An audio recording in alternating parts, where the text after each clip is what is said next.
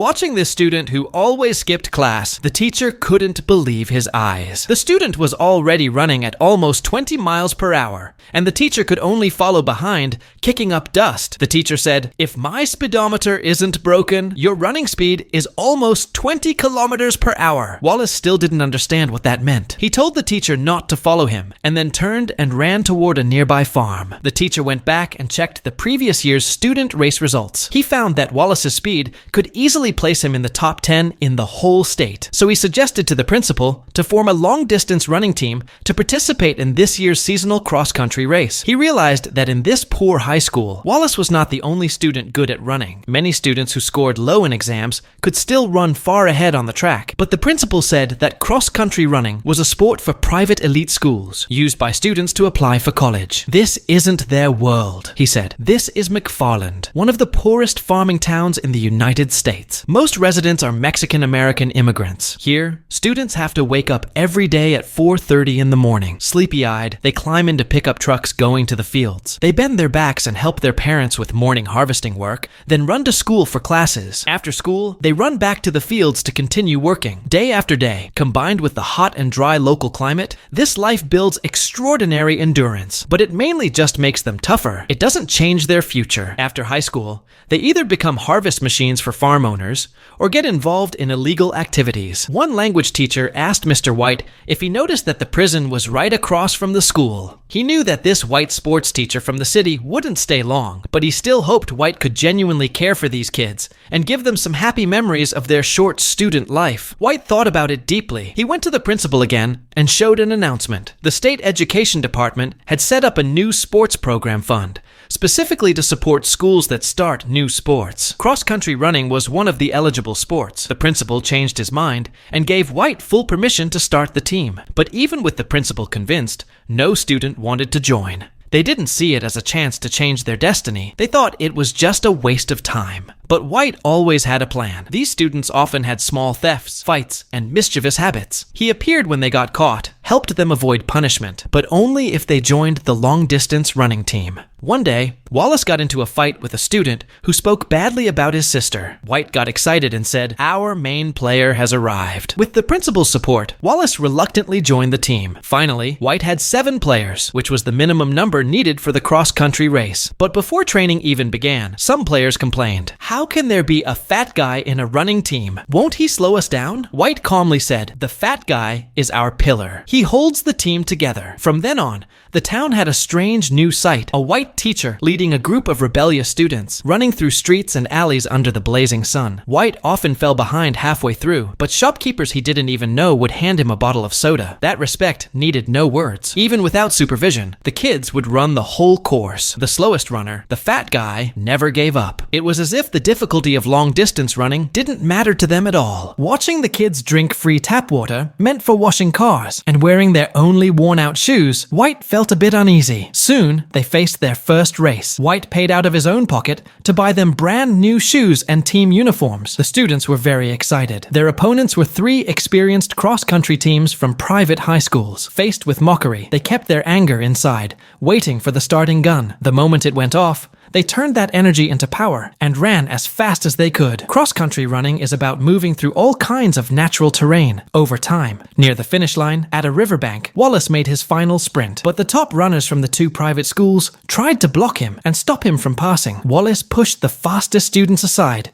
and chased the first-place runner, but on a long uphill stretch, he slowed down. They were used to running on flat ground. Mountains like this made them unsure and awkward. Even the strongest Wallace was overtaken by his opponents, and the others fell to the back of the group. Cross-country uses a point system. The first person to reach the finish gets 1 point, the second gets 2 points, and so on. At the end, all team members' points are added, and the team with the lowest total score wins. The race ended. McFarland lost badly, as expected. They were the only team with a score over 100, and of course, the rich kids mocked them even more. On the way back, White encouraged them. He said this loss was his fault. He hadn't studied the terrain in advance. That was the coach's responsibility. But he reminded them that their real abilities were far beyond this, and their future was even bigger. At home, White shared his feelings of disappointment with his wife. White had been a football coach at a prestigious school, mostly working with rich kids, but his strict teaching style often caused complaints. Once, he accidentally hurt a mischievous student,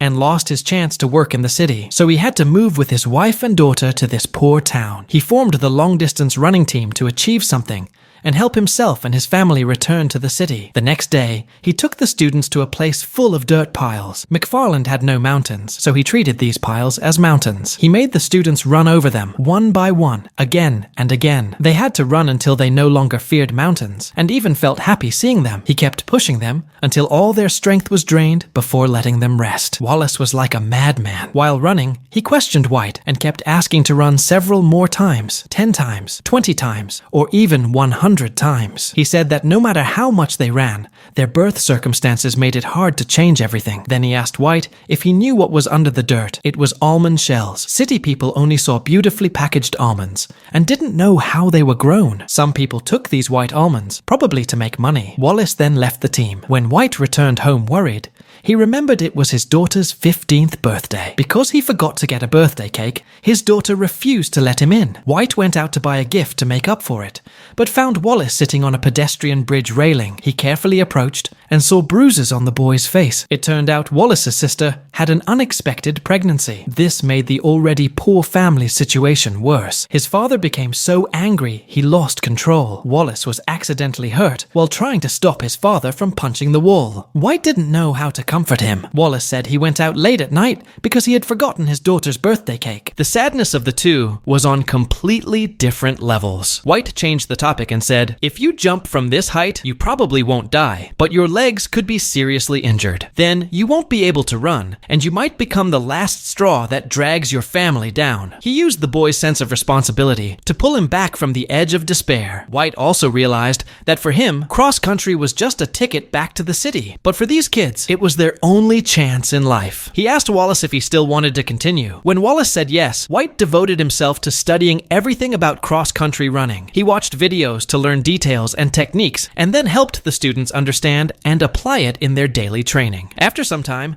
they faced a match against another high school, a top-ranked team in the state. It was a strong team, but also the best way to sharpen their skills. This time, it was a home match. They started from the school, ran past the prison fences, through empty streets, and across the land that had raised them and worn them down. Wallace ran in third place, but looked calm and confident. This was the strategy White had taught him. Only in the last 800 meters did he sprint forward, overtake the opponents, and cross the finish line first. Little Fatty did not slow them down either. He ran side by side with the last runner from the other team and finished together. Finally, McFarland won their first victory by just 1 point. There was no cheering in the sunset, only heartfelt embraces. But the boat of hope ran aground. Little Fatty and his 2 brothers were forced to leave the team by their parents. White went to persuade them, but Little Fatty's mother insisted he stay for a meal. They offered White the best food in the house, and even packed a big box for him to take home. Seeing the large family that needed to be fed, White's prepared words got stuck in his throat. Little Fatty's father knew why White had come. He said plainly, "Cross-country is like a TV for us, not a necessity. If my 3 sons run an extra hour with you, that's 1 less hour of work on the farm, and that is 1 less income for the family." He thought this would scare White away, but the stubborn teacher surprised him. The next morning, he got into their farm truck and worked alongside them picking cabbage. From sunrise to the blazing sun, he worked until his clothes were soaked in sweat several times, and his back was exhausted, completing only a small part of the work. The students had him lie down on the ground and skillfully massage and relax. Since age 10, they had been enduring this kind of hardship. Now White finally understood their pain and became even more determined to help these kids run out of their circumstances. He suggested that training sessions could be scheduled after they finished farm work. During busy farming seasons, he would come and help. This sincerity finally moved the parents, and training continued. Afterward, McFarland surged forward, defeating 2 strong teams in a row, making headlines in the newspapers. The language teacher brought an essay written by team member Hisai, expressing deep gratitude to White for the changes he brought to these children. After some time, the preliminary round of the state cross-country race finally arrived. The running team even had their own small fans. On the way to the race, Xiaoping asked for the 20th time, "How big is that mountain really?" White pointed out the window. Seeing the horizon, Xiaopeng nervously swallowed. Because he had taken a poor small-town team to the state-level competition, White became somewhat famous in the sports circle. Some schools even reached out to him, but he quietly put the business cards in his pocket. He went to the nervous players and encouraged them. This was an extremely tense match. Everyone was running their hardest because this affected their chances for higher education. Finally, they reached the last big hill. This used to be the place where the McFarland team would often lose, but now it became their turning point. They had run countless times over small hills made of almond shells, just to climb this huge social class mountain. Wallace was the first to climb the big hill, but just before the finish line, he accidentally fell. He quickly got up and chased, but could only regain second place. He was full of self-blame. White was also very worried. Only the first 4 places could advance to the finals, which was necessary for college applications. As the referee announced the results, cheers erupted, but they could not hide their disappointment. When the 4th place was finally given to McFarland, they felt relieved. Fate had not abandoned those who had less power. On the way back, White took them to a seaside spot. The guard asked for 9 yuan and 5 cents, but White only had 5 yuan. He explained that these kids had never seen the ocean before, and today was a rare chance. Seeing their hopeful little faces,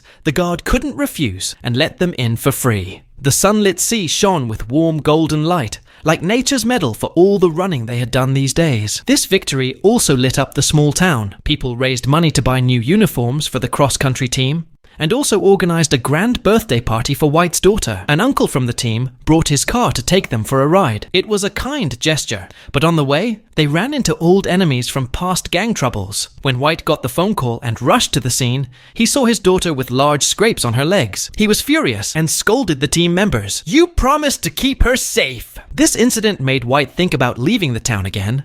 Then his daughter went to the high school that had invited her for an interview. The school had a high-end environment and excellent facilities. White was offered the position of head of the finance department, but his daughter did not want to go. She told Wallace about White's plan. Wallace looked disappointed, but he understood White's situation. White again felt conflicted. He remembered the early days when they first arrived in the town. The neighbor girl gave them a chicken, the shopkeeper gave them soft drinks, and all the warm little moments they had shared. His wife also told him that living in this town felt like being at home, and the injury on his daughter's leg that day happened because the kids pushed her away to protect her from danger. White thought, would I find people anywhere else willing to risk themselves to protect my daughter like this? On the day of the finals, the other unaware players and the town residents cheered loudly. The coach escorted her to the car through a cheering corridor. Everyone came to encourage them. Seeing the grand final stadium, little Fatty was so nervous that he vomited. White honestly said, "This time you will face the best athletes in the whole state."